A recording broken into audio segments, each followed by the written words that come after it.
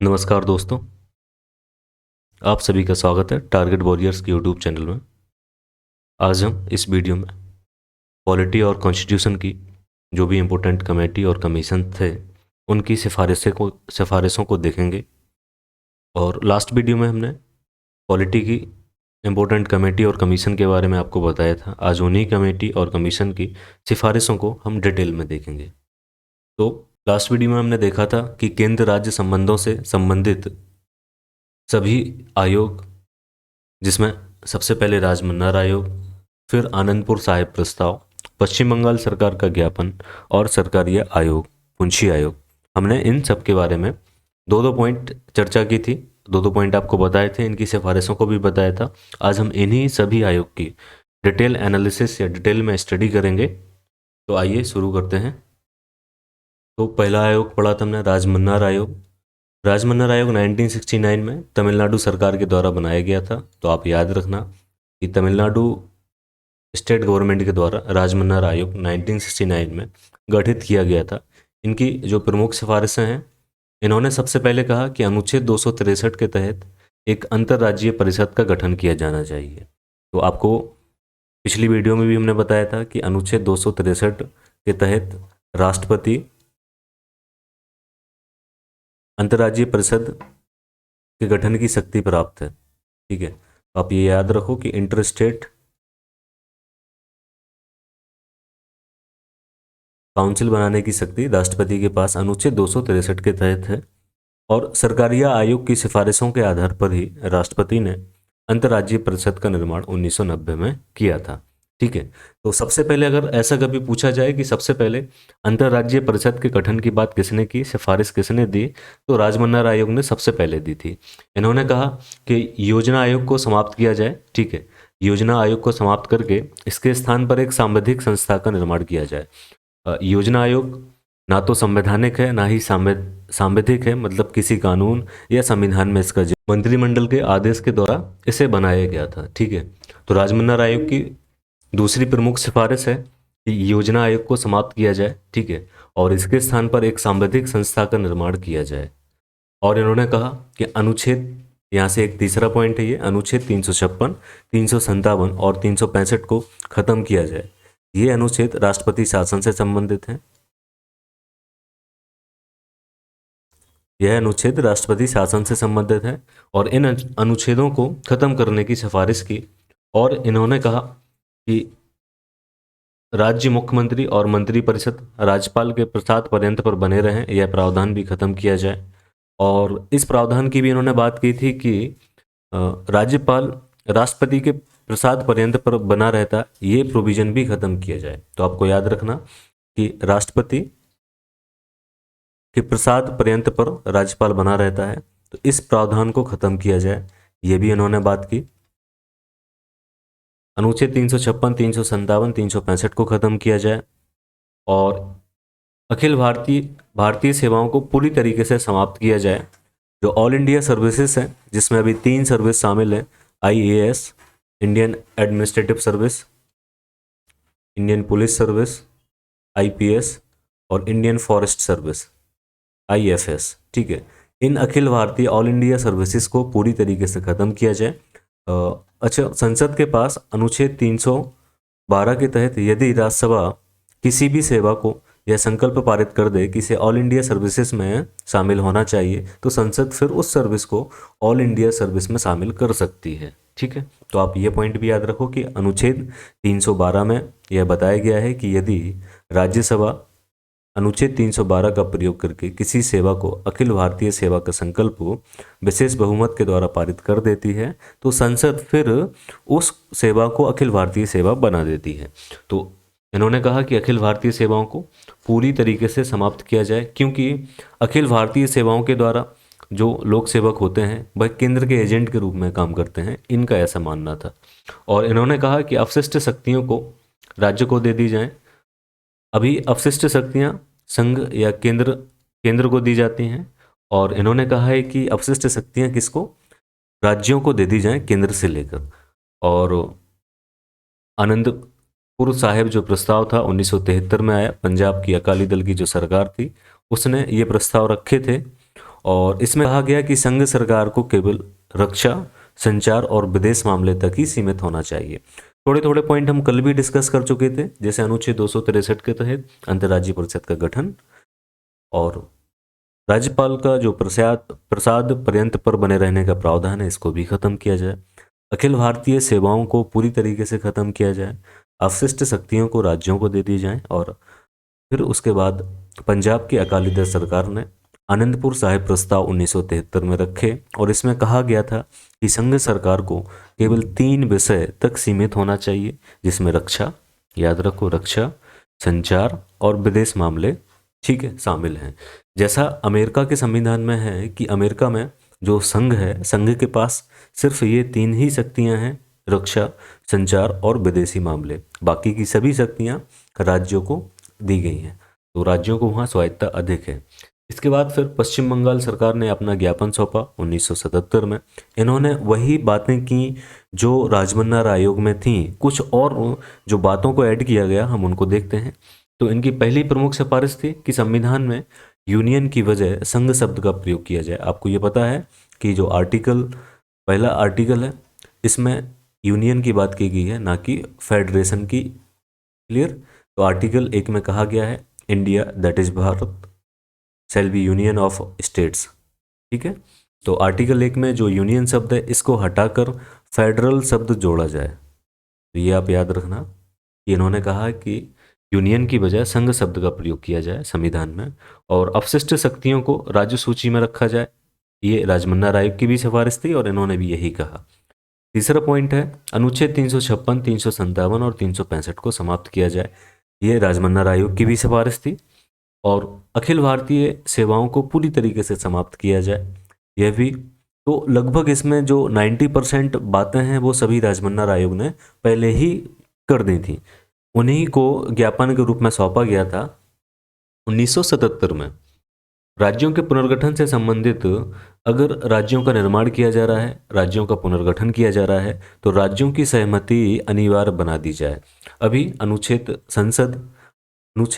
2 और 3 के तहत अगर चाहे तो किसी भी राज्यों का निर्माण कर सकती है, राज्यों का पुनर्गठन कर सकती है, उनके नाम में परिवर्तन कर सकती है और सीमा में परिवर्तन कर सकती है, जैसा अनुच्छेद 2 और 3 का प्रयोग करके जम्मू कश्मीर में किया गया। तो राज्यों का नाम, सीमा, क्षेत्र, ये सब संसद साधारण बहुमत के द्वारा कर सकती है। तो आप याद रखो कि राज्यों के निर्माण या राज्यों के पुनर्गठन से संबंधित अभी जो वर्तमान में प्रावधान है कि राज्यों की सहमति लेना अनिवार्य नहीं है। संसद साधारण बहुमत के द्वारा ही बिना अनुच्छेद 368 के प्रयोग किए हुए ही राज्यों के नाम में, राज्यों की सीमा में, राज्यों के क्षेत्र में परिवर्तन कर सकती है, या दो राज्यों के क्षेत्र को मिलाकर एक नए राज्य का भी निर्माण कर सकती है। ठीक। तो और फिर इनकी 6वीं प्रमुख सिफारिश थी केंद्र सरकार के द्वारा निर्मित सरकार के राजस्व का 75% भाग राज्यों को सौंपा जाना चाहिए। तो इनका ये मानना था कि वित्त आयोग सिफारिशें करता है कि जो केंद्रीय कर हैं, उन केंद्रीय करों में से 75% भाग राज्यों को सौंपा जाना चाहिए। अभी वर्तमान में 15th फाइनेंस कमीशन ने 41% केंद्रीय राजस्व को बंटवारे के आवंटन को कहा है। तो ये पॉइंट याद रखना कि पश्चिम बंगाल सरकार का ज्ञापन सौंपा, उसमें उन्होंने कहा कि केंद्रीय करों का राजस्व का 75% भाग राज्यों को दिया जाना चाहिए। और वर्तमान में जो 15वां वित्त आयोग था, 15th फाइनेंस कमीशन ने 41% आवंटन की बात की। आप ये याद रखना, ठीक है। अब हम देखते हैं सरकारी आयोग।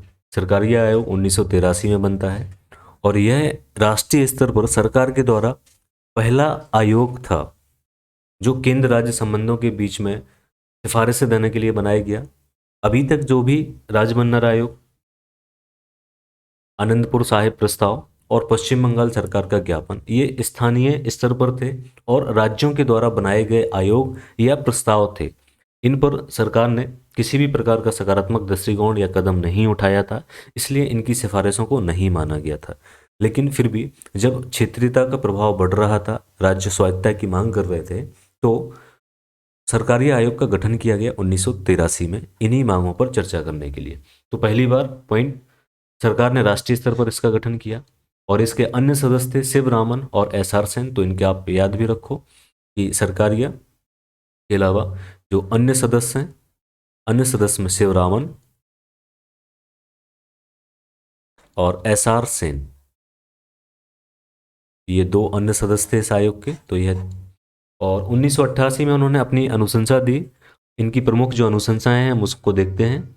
तो इन्होंने सबसे पहले शक्तिशाली संघीय सरकार का समर्थन किया और उसके उपलक्ष्य में कुछ पॉइंट दिए कि संघीय सरकार को कैसे शक्तिशाली बनाया जा सकता है या बनाया जाना चाहिए। इन्होंने कहा कि अखिल भारतीय सेवाओं को आवश्यक माना।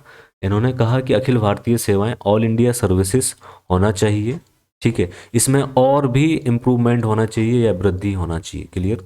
तो अखिल भारतीय सेवाओं के क्षेत्र में और वृद्धि करना चाहिए और भी जोड़ना चाहिए, क्योंकि इससे संघ और सशक्त होता है। फिर उन्होंने कहा कि अनुच्छेद 356, 357 और 365 को हटाने की आवश्यकता नहीं है।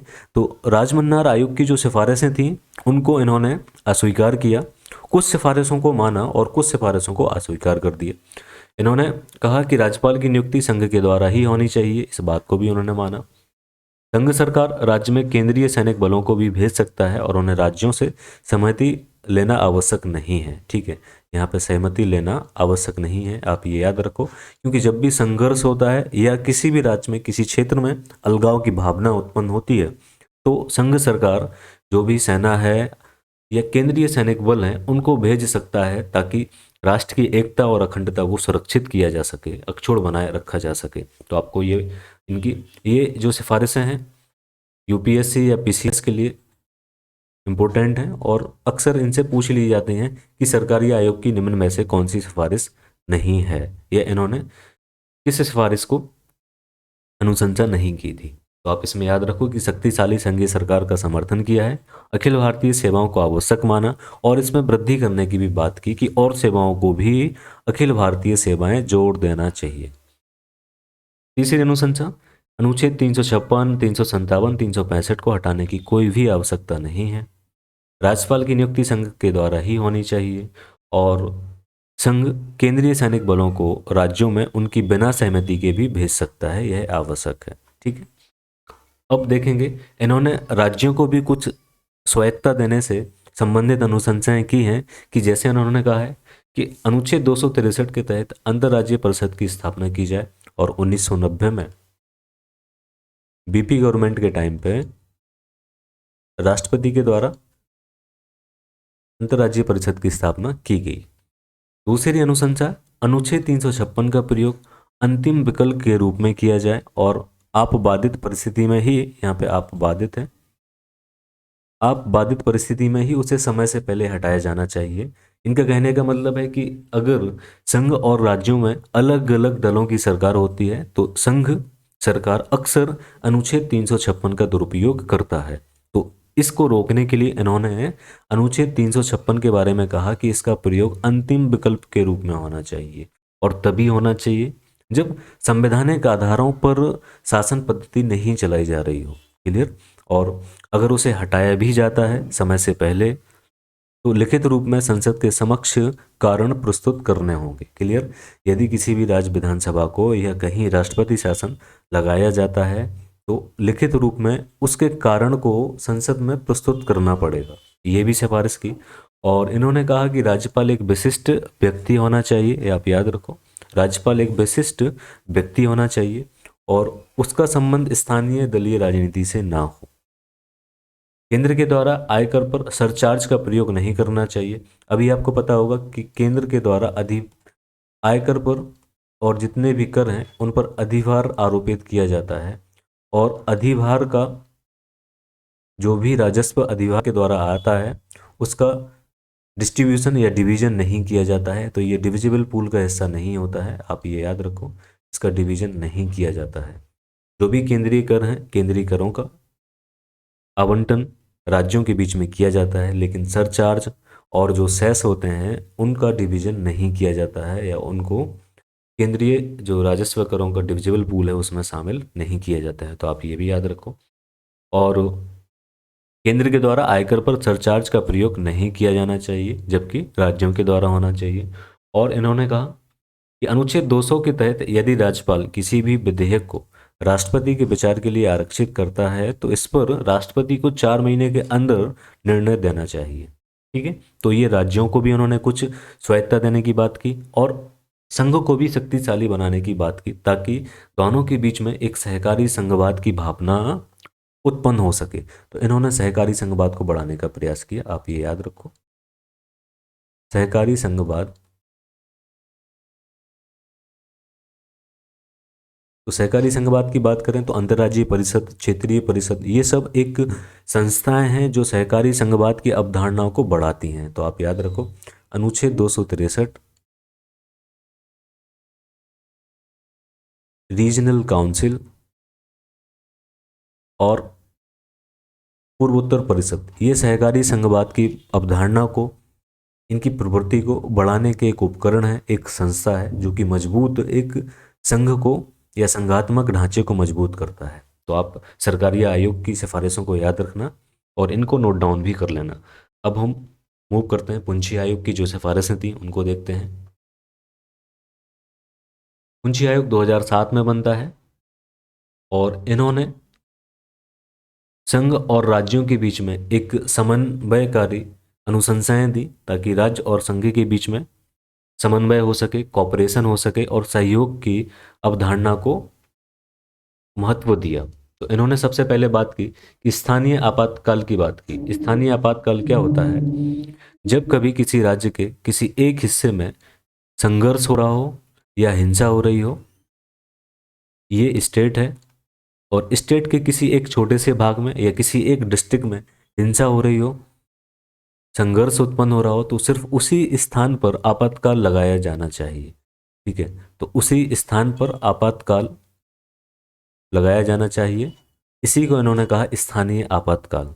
ठीक, अभी होता क्या है या पहले क्या होता था कि अगर किसी भी राज्य में किसी एक क्षेत्र में, छोटे से क्षेत्र में हिंसा होती या संघर्ष होता तो संपूर्ण राज्य में ही आपातकाल लगाया जाता था या राष्ट्रपति शासन को लगा दिया जाता था। तो इन्होंने कहा कि इसकी ज़रूरत नहीं है। स्थानीय आपातकाल की बात की कि स्थानीय आपातकाल वहाँ पे लगाया जाए, जिससे संपूर्ण राज्य की जो शासन पद्धति है वो कंफर्टेबली चल सके।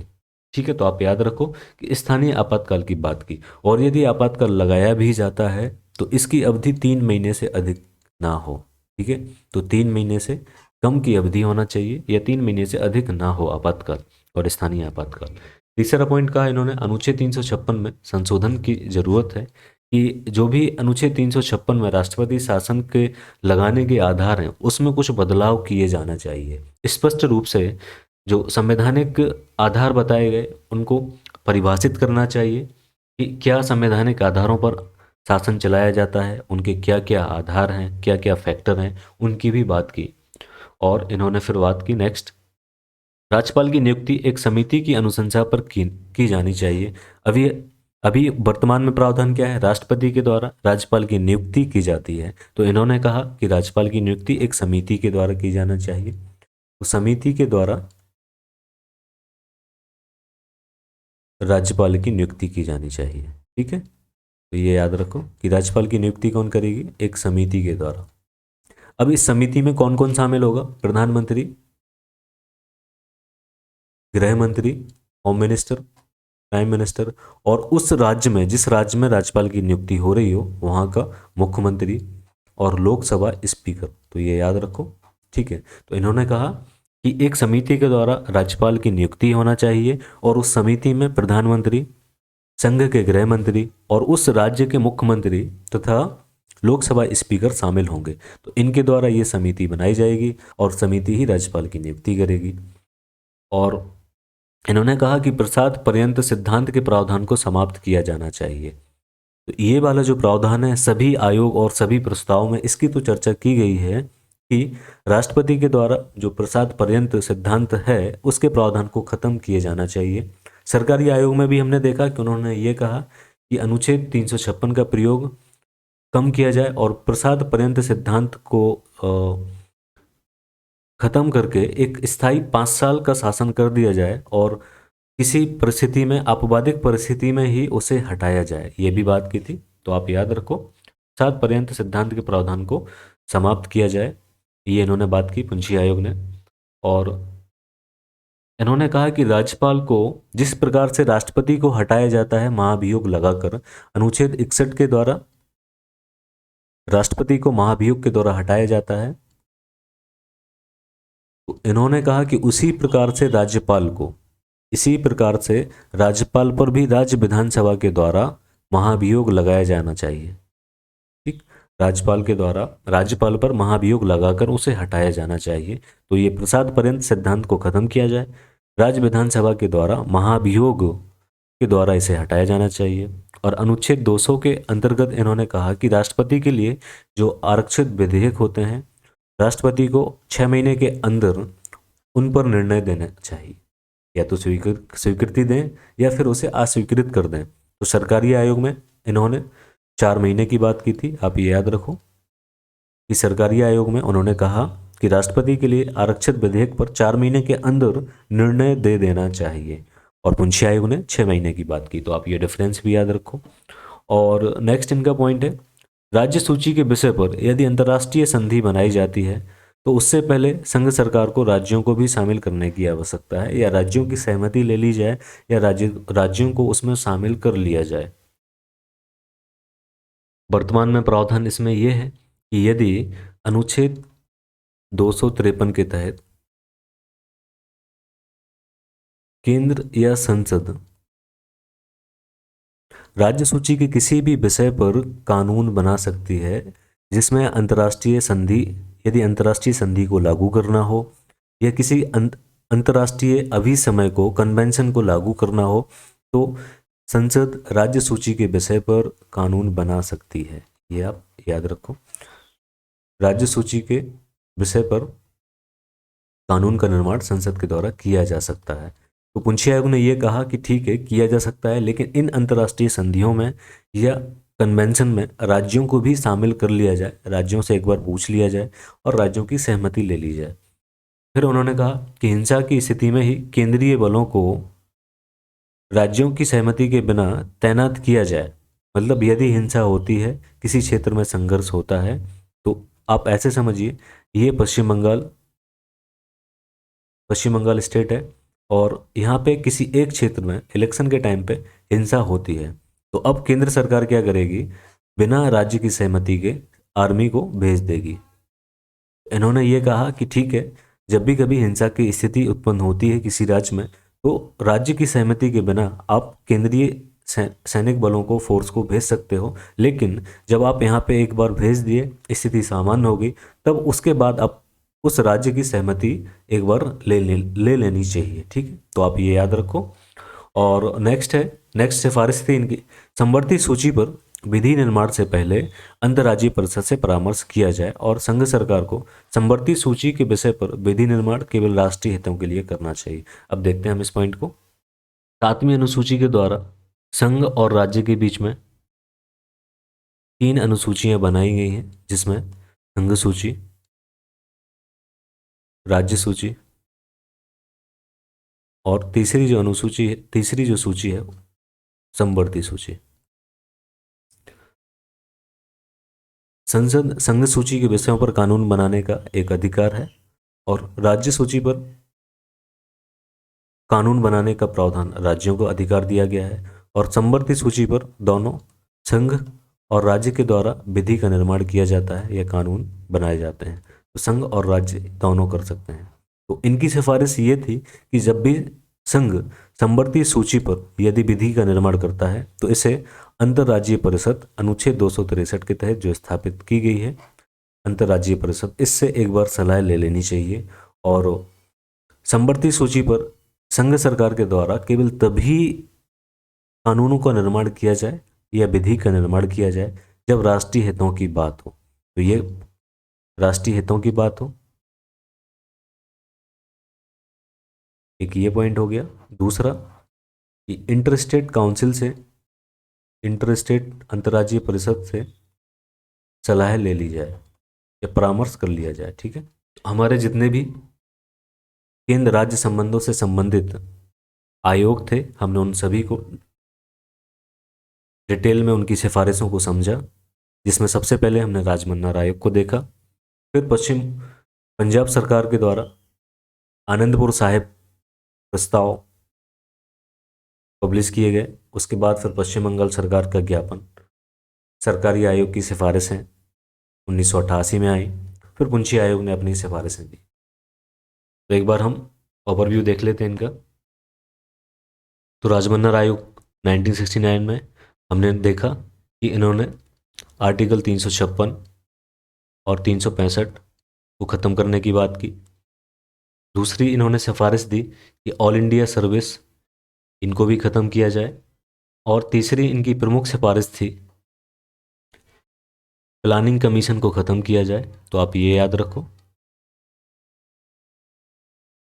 प्लानिंग कमीशन को ख़त्म किया जाए, इसकी जगह पर एक सांविधिक संस्था, ठीक है, इसकी जगह पर एक सांविधिक संस्था का निर्माण किया जाए। चौथी प्रमुख सिफारिश थी कि अनुच्छेद 263 के तहत अंतर्राज्यीय परिषद का निर्माण किया जाए। तो आप ये याद रखो, अंतर्राज्यीय परिषद का निर्माण किया जाए। और पांचवी प्रमुख सिफारिश है कि अपशिष्ट शक्तियों को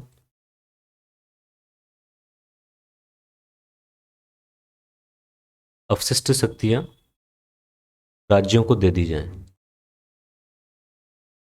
ठीक है, तो आप इसमें याद रखो कि राजमन्ना आयोग ने आर्टिकल 356, 365 को खत्म करने की बात की, ऑल इंडिया सर्विस को खत्म करने की बात की, प्लानिंग कमीशन को भी खत्म करने की बात की, और इसकी जगह पर एक सांविधिक संस्था का निर्माण करने की बात की। 263 के तहत अंतर्राज्यीय परिषद की बात की, और अपशिष्ट शक्तियां संघ से राज्यों को ट्रांसफर कर दी जाएं। ठीक है, अभी संघ के पास अपशिष्ट शक्तियां होती हैं। कभी भी अगर ऐसे किसी विषय पर जो राज्य सूची, संवर्धित सूची या संघ सूची में शामिल ना हो, उस पर विषय बनाने का अधिकार संघ के पास होता है। तो अपशिष्ट शक्तियों को राज्यों को दे दिया जाए। और इन्होंने एक और बात की, छठी प्रमुख की, राज्यपाल राष्ट्रपति के प्रसाद पर्यंत पर बना रहता है, यह भी प्रावधान खत्म किया जाए। तो प्रसाद पर्यंत का जो सिद्धांत है उसको खत्म किया जाए। ठीक है, तो हमने इनकी 6 ये प्रमुख सिफारिशें देखी। आनंदपुर साहिब प्रस्ताव 1973, याद रखो, ये पंजाब में अकाली दल सरकार के द्वारा ये प्रस्ताव रखे गए थे। इन्होंने, इनकी प्रमुख एक सिफारिश थी, इन्होंने कहा कि संघ के पास 3 विषय तक सीमित होना चाहिए, जिसमें इन्होंने कहा कि रक्षा, विदेशी मामले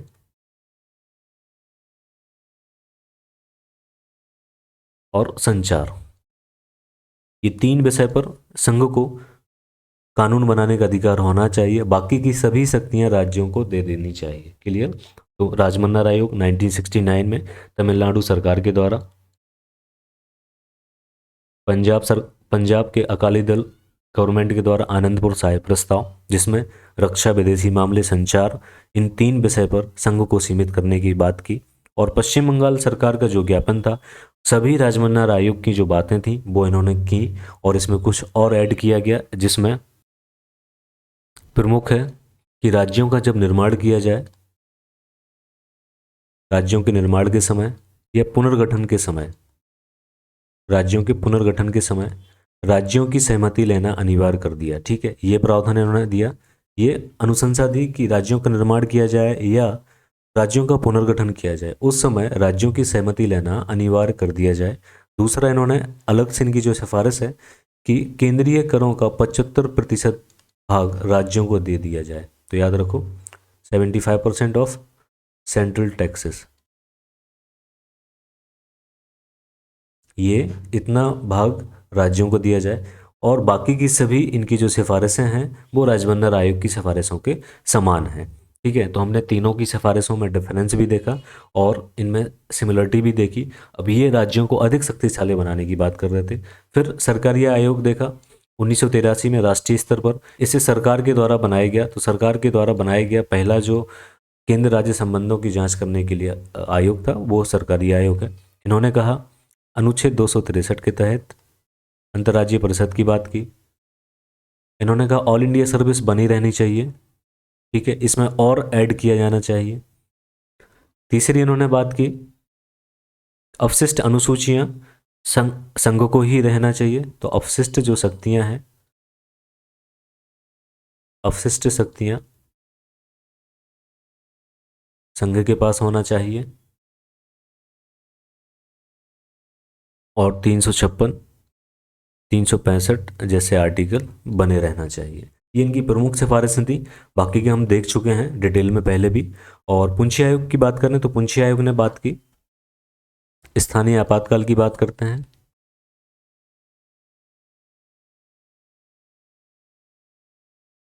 और कहा कि यह आपातकाल 3 महीने से अधिक नहीं होना चाहिए, अधिकतम आपातकाल 3 महीने तक होना चाहिए।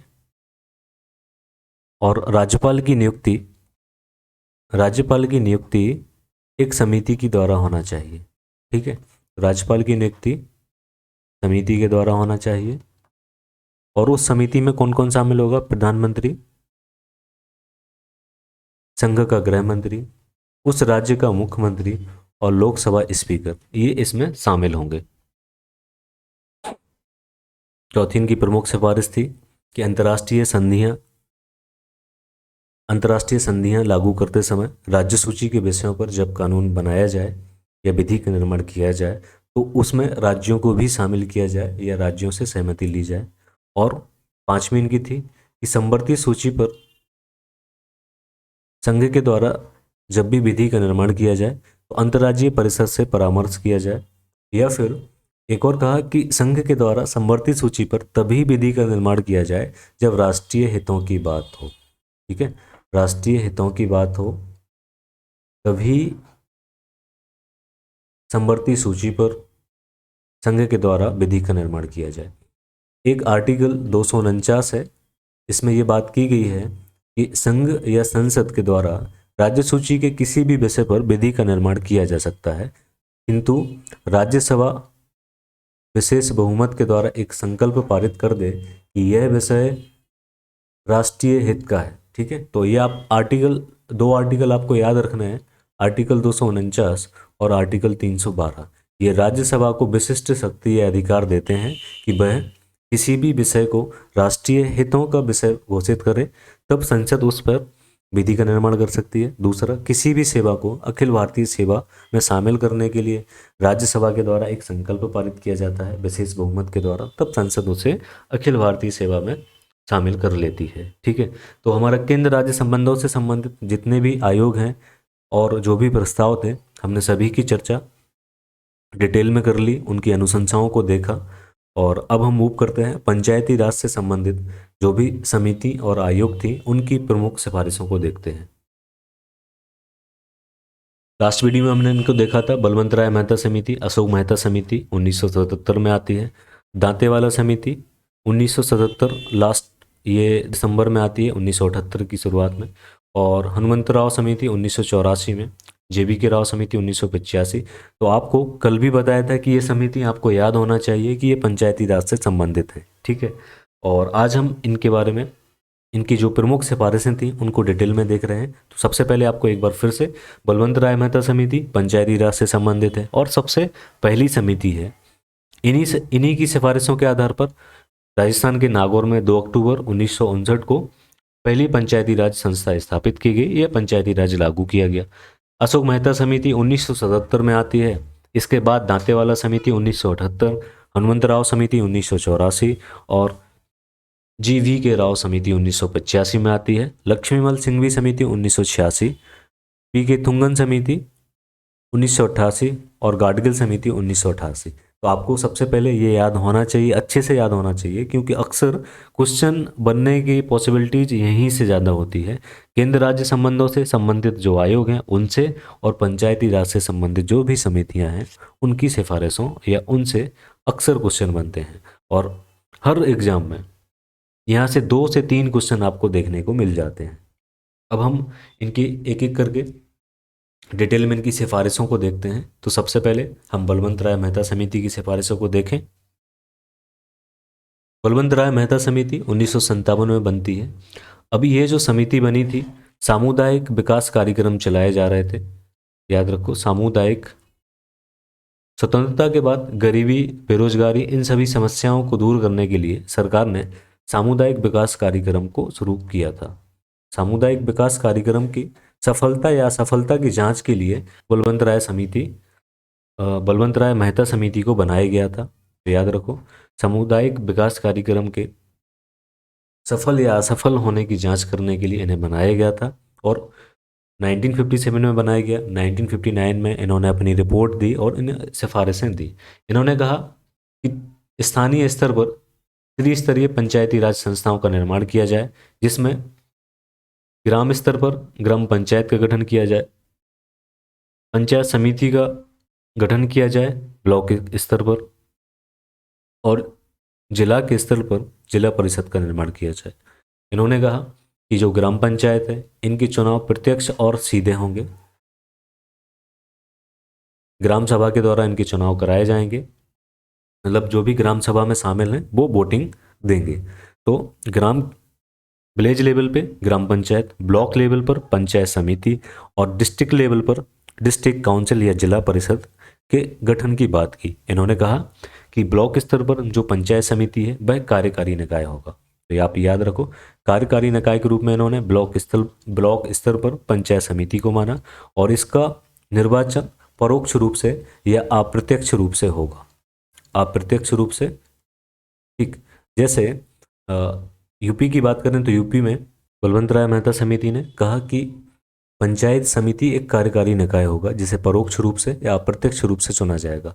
आप इसको ऐसे मान सकते हो कि ब्लॉक प्रमुख का जो इलेक्शन होता है वो अप्रत्यक्ष रूप से होता है और यही क्या होता है, कार्यकारी निकाय है। ठीक है, इसको कार्यकारी निकाय के रूप में माना और इसका इलेक्शन तो आपको पता होगा अप्रत्यक्ष रूप से बीडीसी सदस्यों के द्वारा किया जाता है। ठीक है, तो बीडीसी सदस्यों के द्वारा अप्रत्यक्ष रूप से ब्लॉक प्रमुख को चुना जाता है और इसी को कार्यकारी निकाय के रूप में बलवंत राय मेहता समिति ने माना। अब जैसे कि वर्तमान में जो है त्रिस्तरीय पंचायती राज संस्थान लागू है, जिसमें आपको पता होगा कि पंचायती इलेक्शन होते तो पंचायतों में, जिसमें प्रधान प्रमुख होता है, ब्लॉक लेवल पर पंचायत समिति जिसमें ब्लॉक प्रमुख होता है और जिला परिषद लेवल पर जिला स्तर पर बनाई जाती है जिसमें जिला पंचायत अध्यक्ष इसका प्रमुख होता है। ठीक है, तो आपको ये याद रखना है कि त्रिस्तरीय पंचायती राज की इन्होंने सिफारिश की थी कि विलेज लेवल पर ग्राम पंचायत जिसका चुनाव प्रत्यक्ष और सीधा कराया जाएगा, ब्लॉक के स्तर पर पंचायत समिति होगी और इसका इलेक्शन परोक्ष रूप से या इनडायरेक्टली कराया जाएगा और यही कार्यकारी निकाय के रूप में भी काम करेगा। जिला स्तर पर जिला परिषद होगी जो सलाहकारी, समन्वयकारी और पर्यवेक्षण की भूमिका निभाएगी। मतलब अगर कोऑर्डिनेशन करना हो, ठीक है, अगर एडवाइस देना हो या फिर सुपरविजन करना हो, जो भी काम किए हैं ब्लॉक स्तर पर पंचायत समिति ने, तो सुपरविजन का काम करेगा, कोऑर्डिनेशन का काम करेगा और सलाह का काम करेगा। इसके अध्यक्ष के रूप में इन्होंने बताया कि डीएम इसके अध्यक्ष होंगे जिला परिषद के, तो आप इनको याद रखो।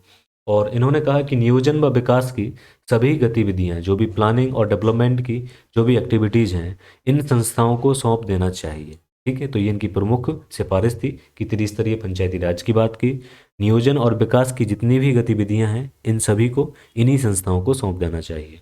और इन्हीं सिफारिशों के आधार पर पहली बार 2 अक्टूबर 1959 को राजस्थान के नागौर जिले में पंचायती राज संस्थान का गठन किया गया। इसके बाद फिर जो दूसरा स्टेट था वो आंध्र प्रदेश है, जहाँ पर पंचायती राज व्यवस्था लागू की गई। तो पहला राज्य राजस्थान है और जिला पूछा जाए तो नागौर जिला याद रखना और डेट 2 अक्टूबर 1959 को। ठीक है, दूसरा राज्य आंध्र प्रदेश है। अब हम मूव करते हैं दूसरी समिति की सिफारिशों पर।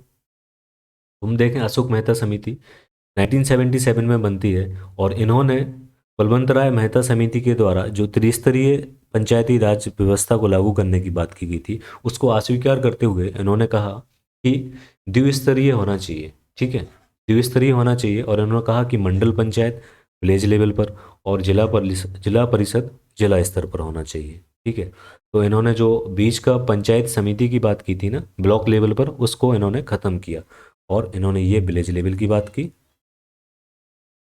और ये डिस्ट्रिक्ट लेवल पर बात की।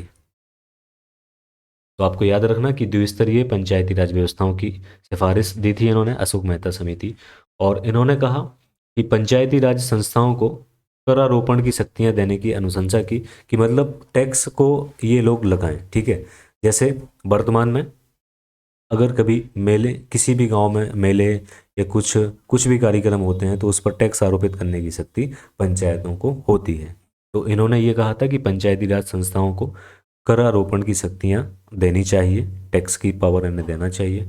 और यदि पंचायतों का विघटन होता है, पंचायतों के विघटन होने के बाद 6 महीने के अंदर चुनाव कराना लेना चाहिए। जैसे आप ये समझो कि ये एक विलेज है और इसका प्रमुख है प्रधान।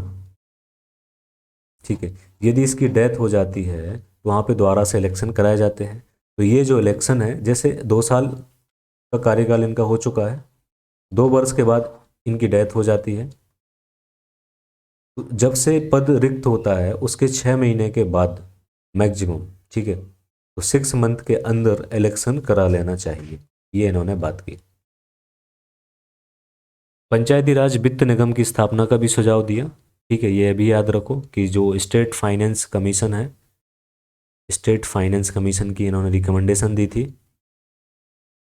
और राज्य की मंत्रिपरिषद में पंचायती राज मंत्री की नियुक्ति की बात की।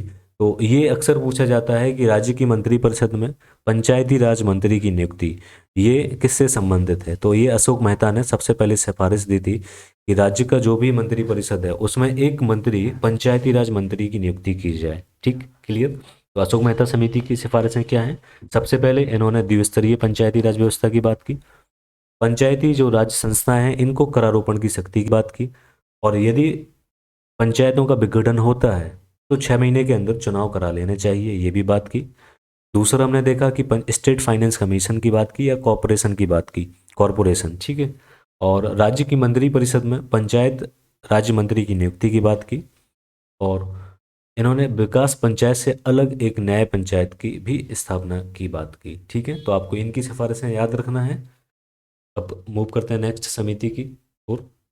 अगली समिति हमारी हनुमंतराव समिति 1984 में बनती है, और इसके पहले एक दांतेवाला समिति बन चुकी होती है। ठीक है, तो दांतेवाला जो समिति थी उसने ब्लॉक लेवल पर नियोजन की बात की थी। तो दांतेवाला जो समिति बनी उसने ब्लॉक लेवल पर नियोजन की बात की। उसके बाद फिर हनुमंतराव समिति आती है 1984 में। इन्होंने जिला नियोजन पर बल दिया, डिस्ट्रिक्ट प्लानिंग पर बल दिया कि डिस्ट्रिक्ट लेवल पर प्लानिंग होनी चाहिए और आधारभूत विकेंद्रीकरण नियोजन इस जिला स्तर पर कार्य होना चाहिए। तो आपको इसमें सिर्फ यही याद रखना है कि डिस्ट्रिक्ट प्लानिंग बॉडी की बात की थी इन्होंने, और इन्होंने कहा कि जो जैसे अभी डीपीसी है, डिस्ट्रिक्ट प्लानिंग कमेटी होती है डिस्ट्रिक्ट लेवल पर, तो ये उसी का एक पहले का रूप है डिस्ट्रिक्ट प्लानिंग बॉडी। तो इन्होंने कहा कि इसका जो चेयरपर्सन होगा या अध्यक्ष जो होंगे इसके चेयरमैन, या तो वो डीएम होंगे, ठीक है, या फिर कोई मिनिस्टर होगा। तो जो डिस्ट्रिक्ट प्लानिंग बॉडी है उसके चेयरमैन या तो डीएम या फिर कोई मिनिस्टर हो सकता है। और collector should be the coordinator at the district level of all development and planning activities. तो उन्होंने कहा कि जो डीएम होगा या कलेक्टर है वो कोऑर्डिनेटर होगा जिला लेवल पर, और जितनी भी डेवलपमेंट और प्लानिंग की एक्टिविटीज चल रही हैं उन सभी को कोऑर्डिनेट करेगा। ठीक है, तो ये हनुमंतराव समिति होगी। इससे ज़्यादा नहीं पूछा जाता है, अगर पूछा जाएगा तो आपसे बलवंत राय मेहता समिति और अशोक मेहता समिति। इसके बाद जो आने वाली समितियां हैं जिसमें जीवी के राव समिति, लक्ष्मी मल समिति और गाडगिल समिति, इनसे अक्सर अक्सर क्वेश्चन पूछ लिए जाते हैं। ठीक है, तो नेक्स्ट स्लाइड। जीवी के राव समिति 1985 में बनाई जाती है। तो सबसे पहले आपको याद ये रखना है कि ये पंचायती राज से संबंधित है और इसे योजना आयोग के द्वारा बनाया गया था। ये अक्सर क्वेश्चन पूछ लिया जाता है कि पंचायती राज संस्थाओं से संबंधित ऐसी कौन सी समिति है जिसे योजना आयोग के द्वारा बनाया गया था। तो आपको ये याद रखना है कि JV के समिति जो है वो योजना आयोग के द्वारा बनाई गई थी 1985 में। ठीक।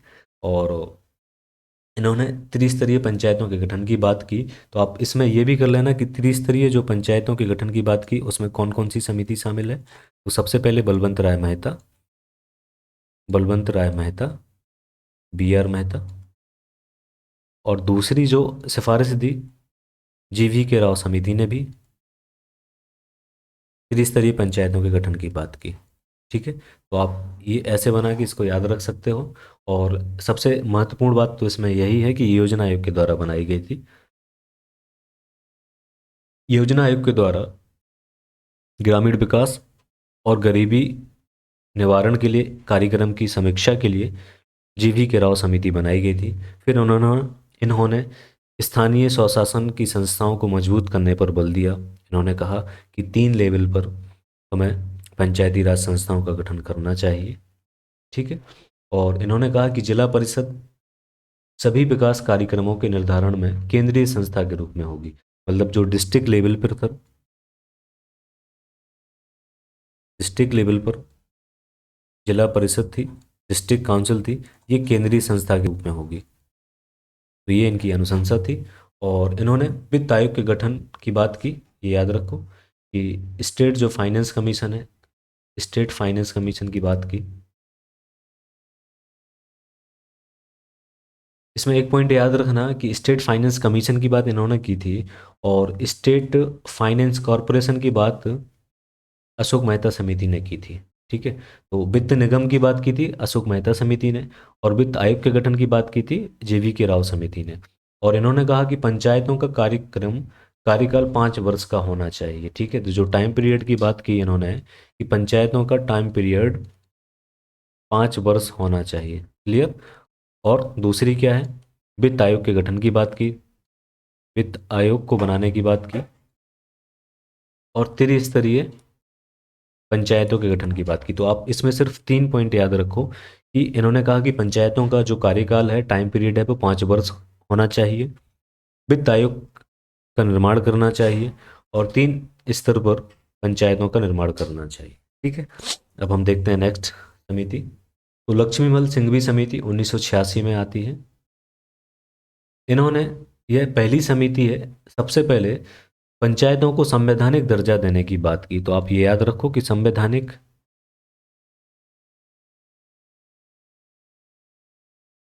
संवैधानिक दर्जा देने की बात सबसे पहले इसके बाद भी कुछ समितियां हैं जिन्होंने की कि संवैधानिक दर्जा दिया जाना चाहिए, तभी उन्हें अधिक एम्पावर्ड किया जा सकता है। क्लियर। तो सबसे पहले संवैधानिक दर्जा देने की बात किसने की थी? लक्ष्मीमल सिंघवी समिति ने की। पंचायतों के चुनाव कराने के लिए निर्वाचन आयोग की व्यवस्था की जाए। तो आप ये भी इसमें पॉइंट याद रखो कि इन्होंने सबसे पहले संवैधानिक दर्जा देने की बात की। दूसरी इन्होंने बात की कि स्टेट इलेक्शन कमीशन का निर्माण किया जाए। ठीक है, वित्त निर्वाचन आयोग की व्यवस्था की जाए, और वित्त आयोग के प्रभावी कार्यक्रम के लिए उसे अनुदान दिया जाए। पंचायतों में विवाद निपटाने के लिए एक न्याय पंचायत के गठन का भी सुझाव दिया है। और अशोक मेहता समिति ने भी यही कहा था कि विकास पंचायतों से अलग न्याय पंचायतों का भी गठन किया जाए। और इन्होंने भी कहा कि पंचायतों में विवाद निपटाने के लिए न्याय पंचायत का गठन किया जाना चाहिए। ठीक है, तो न्याय पंचायत की बात अशोक मेहता समिति ने भी की, लक्ष्मीमल सिंघवी समिति ने भी की। और इन्होंने कहा कि राजनीतिक दलों को हतोत्साहित करना चाहिए। ठीक है, राजनीतिक दलों को पंचायती राज संस्थाओं में पार्टिसिपेट करने से रोकना चाहिए या हतोत्साहित करना चाहिए, ये बात याद रखो। तो जो भी पॉलिटिकल पार्टीज हैं वो स्थानीय जो पंचायती चुनाव हैं उसमें शामिल ना हों, ये लक्ष्मीमल सिंघवी समिति की सिफारिशें थी। तो आपको सबसे इसमें जो प्रमुख सिफारिश है कि इन्होंने सबसे पहले संवैधानिक दर्जा देने की बात की, ये याद रखना। ठीक है, स्टेट इलेक्शन कमीशन की बात की, राज्य निर्वाचन आयोग की बात की, ये भी याद रखो। ठीक है, और न्याय पंचायत की बात की। ये 3 आपको सिफारिशें याद रखनी है। अगर कभी पूछा जाता है तो सबसे पहले तो पूछने की अधिक प्रोबेबिलिटी होती है कि वो संवैधानिक आधार पर पूछे। फिर स्टेट इलेक्शन कमीशन के बारे में भी पूछ सकता है सबसे पहले स्टेट इलेक्शन कमीशन की बात किसने की थी? तो लक्ष्मीमल सिंघवी समिति ने की थी। ठीक है, अब वो हम देखते हैं और समितियाँ। पी के थुंगन समिति। ठीक है, नेक्स्ट समिति है पी के थुंगन समिति।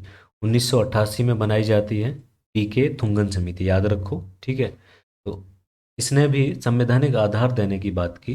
तो लक्ष्मीमल सिंघवी समिति ने सबसे पहले संवैधानिक दर्जा देने की बात की। इसके बाद पी के थुंगन ने भी संवैधानिक आधार या दर्जा देने की बात की। तो ये दूसरा है, लेकिन इसने कहा कि पंचायती राज को राज्य का विषय नहीं माना जाना चाहिए। बस यही बात याद रखो कि अभी पंचायती राज क्या है, वर्तमान में अगर प्रावधान देखें तो पंचायती राज राज्य सूची का विषय है। ठीक है, ये राज्य सूची का विषय है। वर्तमान में अभी पंचायती राज राज्य सूची का विषय है, लेकिन इस समिति ने सिफारिश दी कि इसे संघ सूची में डाला जाए। क्लियर, इसे संघ सूची में डाला जाए। तो ये इससे एक दो बार क्वेश्चन बने भी हुए हैं, और अक्सर क्वेश्चन बन सकते हैं पीसीएस में या यूपीएससी में कि पंचायती राज को संघ सूची बनाने का सिफारिश किसने की थी। तो पी की थुंगन समिति ने सिफारिश दी कि पंचायती राज को राज्य का विषय नहीं, जबकि सीधे संघ सरकार के अंडर में किया जाए इसको। ठीक है, तो संघ सूची के अंदर इसे डाला जाए। तो याद रखो पंचायती राज को संघ सूची के अंदर डाला जाए। ये सिफारिश की पी की थुंगन समिति ने। फिर उन्होंने कहा कि ओबीसी, एससी और एसटी और महिलाओं को पंचायती राज में आरक्षण दिए जाएं। तो इन्होंने बात की किसकी? ओबीसी की, एससी, एसटी और वुमेन की। तो आपको वर्तमान में पता होगा कि अनिवार्य कुछ प्रावधान है जिसमें इन तीन को, एससी, एसटी और महिलाओं को रिजर्वेशन देना अनिवार्य है। ये अनिवार्य प्रावधान है संविधान के। और आप पिछड़ा वर्ग को रिजर्वेशन दे भी सकते हैं और नहीं भी दे सकते हैं। ठीक, तो दूसरा पॉइंट भी याद रखना कि सबसे पहले एससी, एसटी और महिलाओं को आरक्षण देने की बात किसने की थी? तो पी के थुंगन समिति ने पिछड़ा वर्ग को, एससी, एसटी और महिलाओं को आरक्षण देने की बात की। वित्त राज्य, प्रत्येक राज्य में वित्त आयोग स्थापित किए जाने की बात की। तो लक्ष्मीमल सिंह समिति ने भी फाइनेंस कमीशन इस्टेब्लिश करने की बात की थी। और इनकी चौथी सिफारिश है नियोजन तथा समन्वय समिति बनाई जानी चाहिए। और पांचवी, ग्राम पंचायतों को सीमित न्यायाधिकार भी दिए जाएं। तो न्यायिक अधिकार दिए जाने की भी इन्होंने बात की। तो आपको याद क्या रखना है कि संवैधानिक आधार देने की बात की, इसे पंचायती राज को संघ सूची के विषय में डाला, ये बात की, और फिर वित्त आयोग स्थापित करने की बात की। और नेक्स्ट क्या है? ओबीसी, एससी, एसटी और वुमेन को रिजर्वेशन देने की बात की। याद रखना आप, तो महिलाओं को, एससी को, एसटी को रिजर्वेशन देने की बात कहाँ से आई थी? पी की तुंगन समिति से। अब नेक्स्ट समिति है गाडगिल समिति, बीएन गाडगिल समिति। 1988 में बनाई जाती है।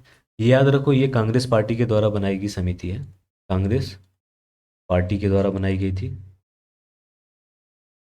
कांग्रेस पार्टी के द्वारा 1988 में गाडगिल समिति बनाई जाती है। अब गाडगिल समिति ने भी संवैधानिक दर्जा देने की बात की। तो इसमें अब तीन समितियों में हम देख चुके हैं कि सबसे पहले लक्ष्मीमल सिंघवी समिति ने, पी के थुंगन समिति ने, और लास्ट में बी एन गाडगिल समिति ने 1988 में संवैधानिक दर्जे देने की बात की। अब इन्होंने कहा, इन्होंने भी त्रिस्तरीय पंचायती राज्यों के गठन की बात की। तो आपको फिर से देखना है कि त्रिस्तरीय किन किन समितियों ने बात की थी। सबसे पहले बी आर मेहता समिति, बलवंत राय मेहता समिति। ठीक है, याद रखना है। दूसरी जो समिति है जेवी के राव समिति। और तीसरी जो समिति है गाडगिल समिति।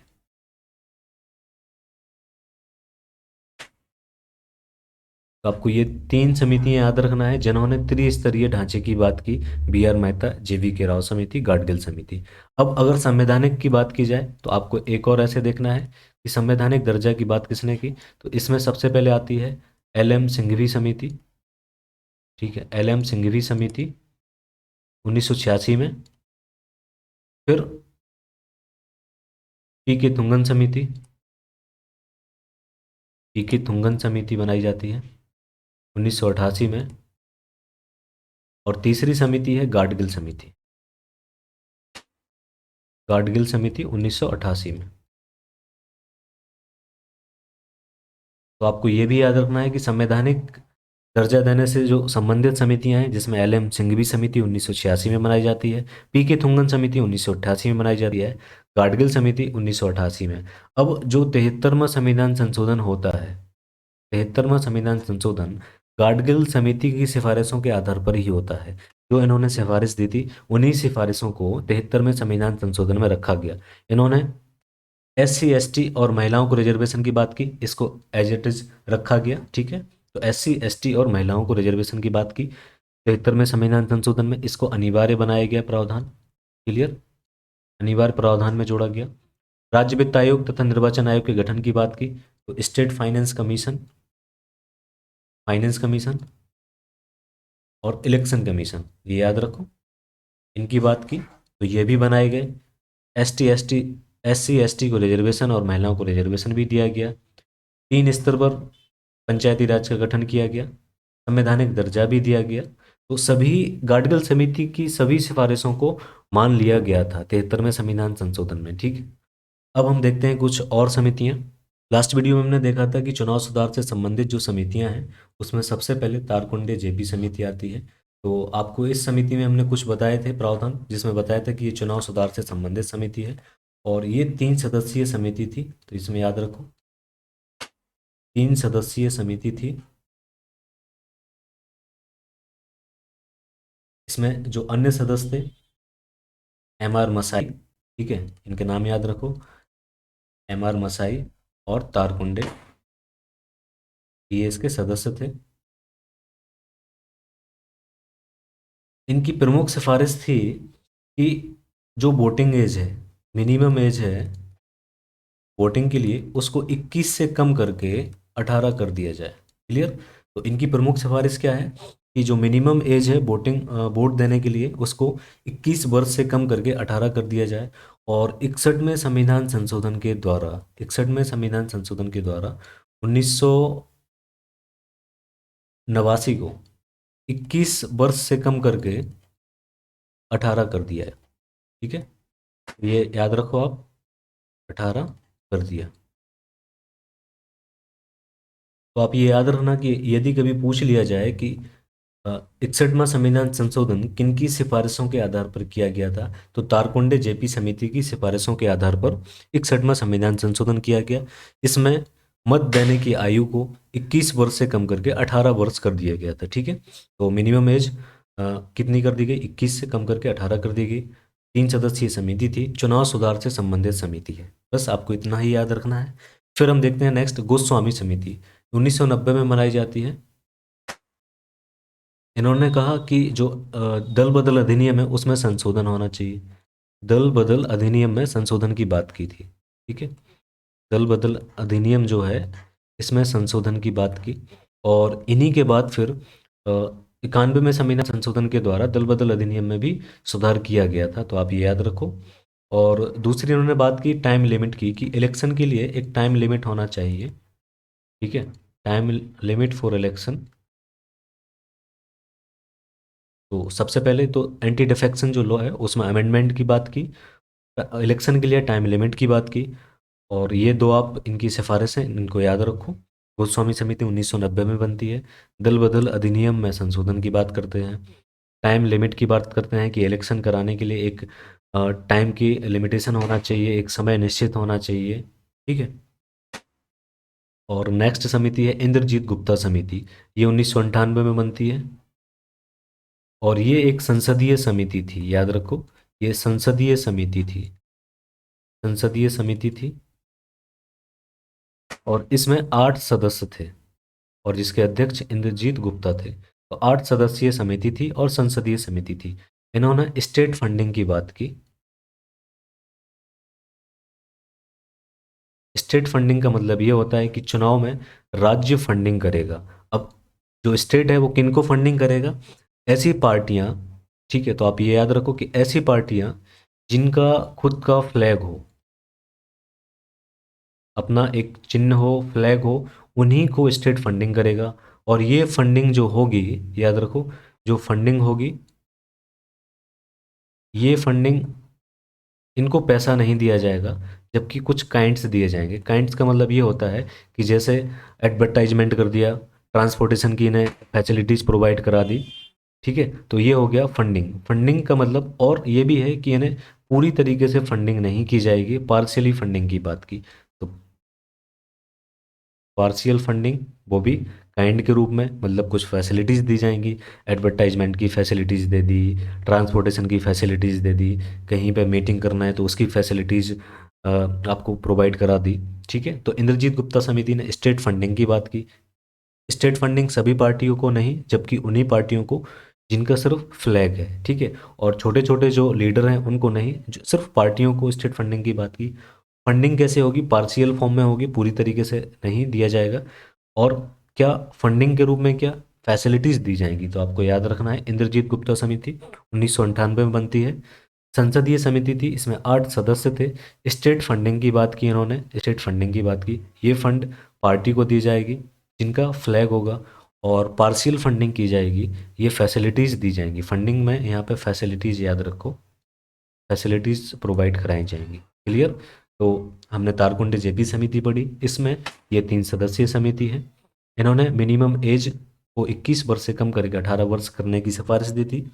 गोस्वामी समिति ने सिफारिश दी कि दल बदल अधिनियम में संशोधन होना चाहिए था, और इलेक्शन के लिए एक टाइम लिमिटेशन होना चाहिए। इंद्रजीत गुप्ता समिति में हमने देखा कि इन्होंने स्टेट फंडिंग की बात की, कि जो छोटी छोटी पार्टियां हैं उन पार्टियों को भी हमें वित्त उपलब्ध कराना चाहिए। ये वित्त सुविधाओं के रूप में होगा, ना कि मनी के फॉर्म में होगा। जैसे हमने फिर से परिवहन सुविधा उपलब्ध करा दी, उन्हें प्रचार करने की सुविधा प्रोवाइड करा दी, उनके कुछ पैम्पलेट छपवा दिए, है ना। तो ये छोटी छोटी कुछ फैसिलिटीज़ हमने प्रोवाइड करा दी, और पार्शियल फॉर्म में आंशिक रूप से फंडिंग देंगे, ना कि पूरी तरीके से उनका खर्चा उठाएंगे। क्लियर? और अब देखते हैं हम और भी समितियां।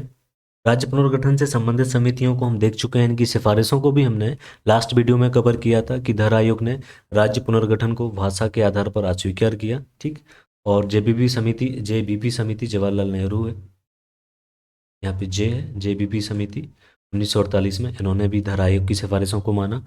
फजल अली आयोग ने इन दोनों की सिफारिशों में सुधार करते हुए भाषा को माना था। ठीक है, तो इसके आप सिर्फ सदस्य याद कर लो। और इन्होंने एक राज्य और एक एक भाषा एक राज्य के सिद्धांत को अस्वीकार किया था। एम पणिकर, कल लास्ट वीडियो में बताया था, एम पणिकर इसके सदस्य थे, और एन कुंजरू भी इसके सदस्य थे। ये 3 सदस्यीय था। फजल अली इसके अध्यक्ष थे। तो 3 सदस्य हो गए, और इन्होंने भाषा को माना, ये भी याद रखो, लेकिन एक भाषा और एक राज्य के सिद्धांत को अस्वीकार किया। एक भाषा एक राज्य के सिद्धांत को अस्वीकार किया। ठीक है, अब हम देखते हैं नेक्स्ट और समितियां। पिछड़ा वर्ग से संबंधित समितियां आयोग, हमने देखा सबसे पहले केलकर आयोग आता है, फिर उसके बाद मुंगेरी लाल आयोग, मंडल आयोग और रामानंदन समिति बनाई जाती है। अब हम इनकी कुछ सिफारिशों को देखेंगे।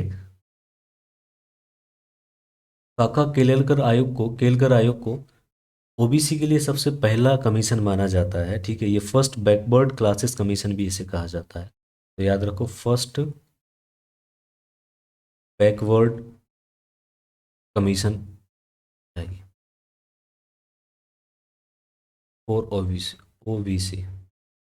ठीक है, तो इसे फर्स्ट बैकवर्ड कमीशन माना जाता है। केलकर आयोग को 1953 में बनता है, और राष्ट्रपति के द्वारा इसे बनाया जाता है। याद रखो, आर्टिकल 340 का यूज करके राष्ट्रपति अन्य पिछड़ा वर्ग के हितों को संरक्षित करने के लिए एक आयोग गठित करता है। तो राष्ट्रपति के पास ये शक्ति है अनुच्छेद 340 के तहत।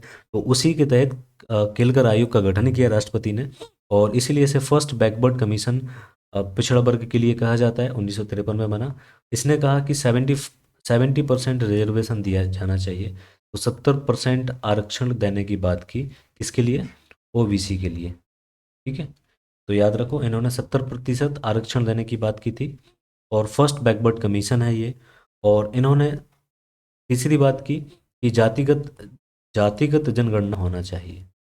जातिगत जनगणना की बात की, याद रखो ये जातिगत जनगणना, जिसे हम बोलते हैं कास्ट बेस्ड सेंसस,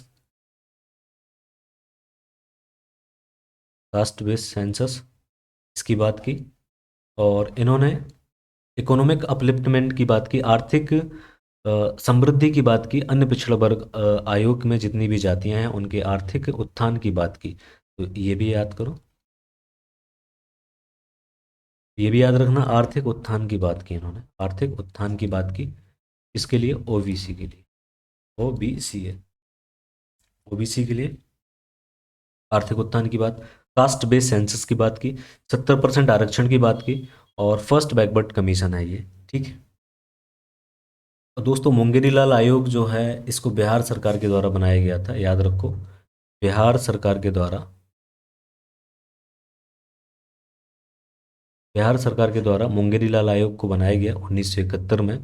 अब इन्होंने सिफारिश दी कि 20% का रिजर्वेशन दिया जाना चाहिए ओबीसी को, 20% का रिजर्वेशन ओबीसी को, प्लस 3% का रिजर्वेशन दिया जाना चाहिए महिलाओं को, 3% का रिजर्वेशन महिलाओं को, और 3% रिजर्वेशन दिया जाना चाहिए इकोनॉमिक वीकर सेक्शन को, ईडब्ल्यूएस जिसे कहा जाता है। तो इन्होंने सबसे पहले तो मुंगेरी लाल आयोग ने कहा था कि ईडब्ल्यूएस को, इकोनॉमिक वीकर सेक्शन को 3% रिजर्वेशन दिया जाना चाहिए, महिलाओं को 3% देने की बात की, और 20% रिजर्वेशन ओबीसी को दिया जाना चाहिए। ठीक है।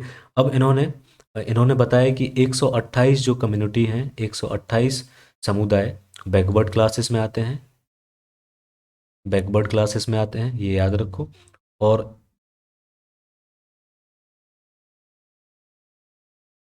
इसमें से 94 मोस्ट बैकवर्ड इन्होंने कहा, ये याद रखो, मोस्ट बैकवर्ड इन्होंने इसको कहा। तो आपको याद ये रखना है कि मुंगेरी लाल जो आयोग है वो बिहार सरकार के द्वारा बनाया गया था। पिछड़ा वर्ग के लिए 20% का रिजर्वेशन देने की बात की, 3% ईडब्ल्यूएस को देने की बात की, 3% महिलाओं को देने की बात की, और इन्होंने 128 कम्युनिटीज को बैकवर्ड के रूप में देखा, उसमें से 94 कम्युनिटी को मोस्ट बैकवर्ड बताया।